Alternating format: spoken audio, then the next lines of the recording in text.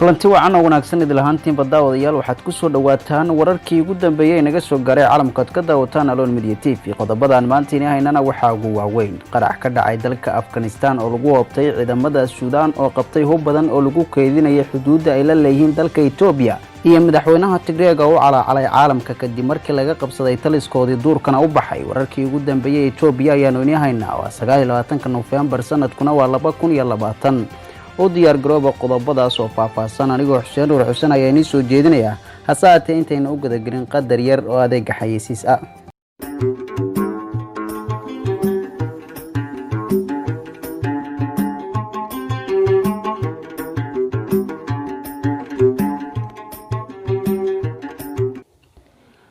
kulanti wacan marka la daawadayaal ayna ku bilownay qarax ka dhacay dalka Afghanistan gaar ahaan gobolka Ghazni ayaa la sheegay inay ku dhinteen ugu yaraan 30 kamid ah ilaalada ammaanka waxaana warbaahinta dalkaasi xustay in dhibashadu intaas ay dhaafi karto maadaama ay jiraan dhaawac badan iyo dad aan ilaa iyo hadda laga warhaynin oo goobta qaraxu ka dhacay ku sugnaa. qaraxan ayaa lala bartilmaameedsaday saldhigga ay lahaayeen ciidamada ammaanka. Baas Maxamed oo ah madaxa sirdoonka Ghazni ee dowladda Afghanistan ayaa sheegay in aanay jirin wax digniin ah oo qaraxani laga siiyay waana tan keentay buu yiri in ay jiraan cid ilaa iyo hadda sheegatay mas'uuliyadda qaraxani. afayeenka xarakada Taliban oo warbaahinta Reuters la xiriiray ayaa diiday inuu qirto ama iska fogeeyo mas'uuliyadda qaraxani. qaraxyada ka dhacay Afghanistan ayaa bilii la soo dhaafay soo badanayay xilli ay socdaan wada hadallo u dhaxeeya dowladda iyo Taliban oo ka dhacaya caasimadda Qatar ee Dooxa. wada hadalladaas oo looga dan leeyahay lagu soo afjaro colaadaha Afghanistan ka socda 20kii sanadood ee u dambeeyay. Aloon Media TV ayaa naga daawanaysaan. ciidamada ammaanka Suudaan ee loo yaqaano RSF ayaa sheegay inay qabteen hub fara badan oo ka koobnaa hubka gacmaha iyo miinooyinka oo lagu aasay dhulka iyo waliba rasaas aad u fara badan hubkaas oo ay ka qabteen xadkooda ay la leeyihiin dalka Itoobiya. ciidamada Suudaan ayaa sheegay in hubkan dhulka lagu aasay muddo aan ka badnayn 2 toddobaad gobolka Kassala.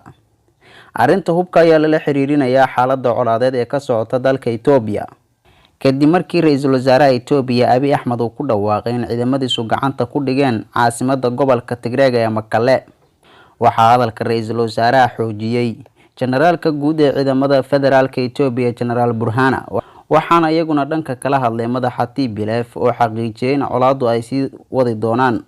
Debretsion Gabriel Michael waxa uu sheegay in aysan marnaba joojin doonin dagaalka ay u arkaan mid ay ku difaacayaan jiritaanka qoomiyadooda. haddii ay noqoto colaadda Itoobiya mid jabhadaysan ayaan wali la saadaalin karin meesha uu xaalku ku dambeyn doono. ciidamada Tigreega oo la sheegay in meel walba laga qabsaday ayaa waxa ay mar kale suurta gashay in ay gantaalo ku duqeeyaan caasimadda Eritrea ee Asmara iyo goobo kale oo ku yaala maamulka Amxaarada. xafiiska xogayaha arrimaha dibadda ee Mareykanka ayaa qoraal ka soo baxay lagu sheegay in ugu yaraan 6 goobood oo kamid ah Asmara madaafiic lagu dhuftay waxaana Mareykanku dadka haysta dhalashadiisa ugu baaqay in ay xaaladda la socdaan gurigoodana ay joogaan haddii ay macquul tahay.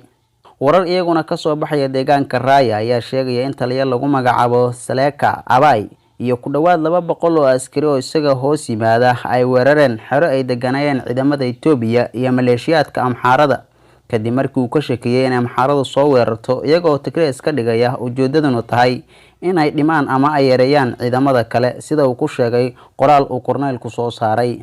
qoraaladiisan ayuu ku sheegay in sharaftu tahay in la dhinto ama la noolaado sida Tigreega oo marraba aan u aqbali doonin qorshaha Amxaaradu ku soo celinayso boqortooyada Hayle Salaase.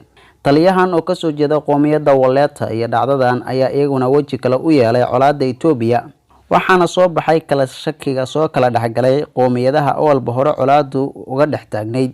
jabhadeynta Tigreega ayaa kaliya u eeg mid suurtagali karta haddii qoomiyadaha kale isku kacaan. waxaa si weyn isu bedelaya siyaasadda geeska ee horey Tigreegu gacanta uga heli jireen waqtiga ay jabhadda ahaayeen. calqaladaha waqtigan xaadirkan hor yaala jabhadeynta Tigreega waxaa kamid ah Suudaan iyo Eritrea oo labaduba si cad iyo si qarsoodi oo la saftay dowladda dalka Itoobiya.